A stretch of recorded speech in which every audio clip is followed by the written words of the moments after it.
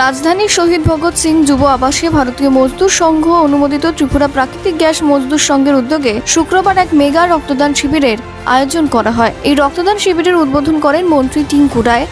রক্তদান শিবিরের উদ্বোধন করে তিনি বলেন, রাজ্যে এখন উৎসবের মেজাজে রক্তদান শিবির অনুষ্ঠিত হচ্ছে, তবুও রাজ্যে রক্তের চাহিদার তুলনায় যোগানের সংখ্যা কম। একমাত্র রক্তদানের মধ্য দিয়েই এই সমস্যা দূর করা সম্ভব। পাশাপাশি তিনি জানিয়েছেন, এই মহৎ উদ্যোগের মাধ্যমে মানবতার সেবায় এগিয়ে আসার জন্য ত্রিপুরা প্রাকৃতিক গ্যাস মজদুর সংঘকে ধন্যবাদ জানান তিনি।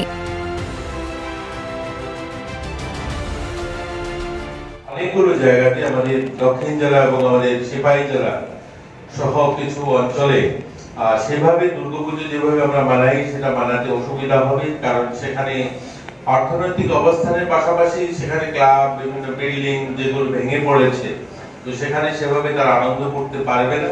তারপরেও আমরা মায়ের কাছে প্রার্থনা করব আমাদের দিনগুলো যেন ভালো কাটে।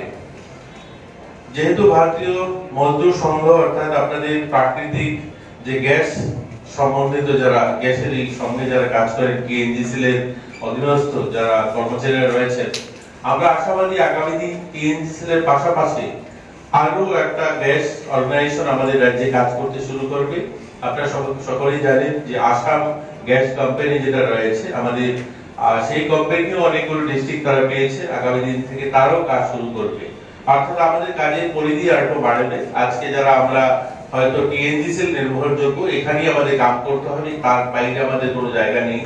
টিএনজিসিএল যতগুলো সেটা পাইপলাইনে হোক, ইন্ডাস্ট্রিয়াল এরিয়ায় হোক, বা আমরা কমার্শিয়াল যে গাড়িতে যে গ্যাস ভরি বা বাড়ি বাড়ি যে সাপ্লাই দেওয়া হয়, এগুলোতে কাজ করছি।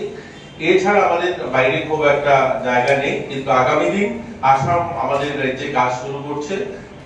তারা আমাদের এখানে ট্যাঙ্কার পেয়েছে বোধহয়, তো তারা কাজ শুরু করবে। উত্তর জেলা, ঊনকোটি জেলা, সে সমস্ত জেলায় আমরা কাজ করার সুযোগ পাবো।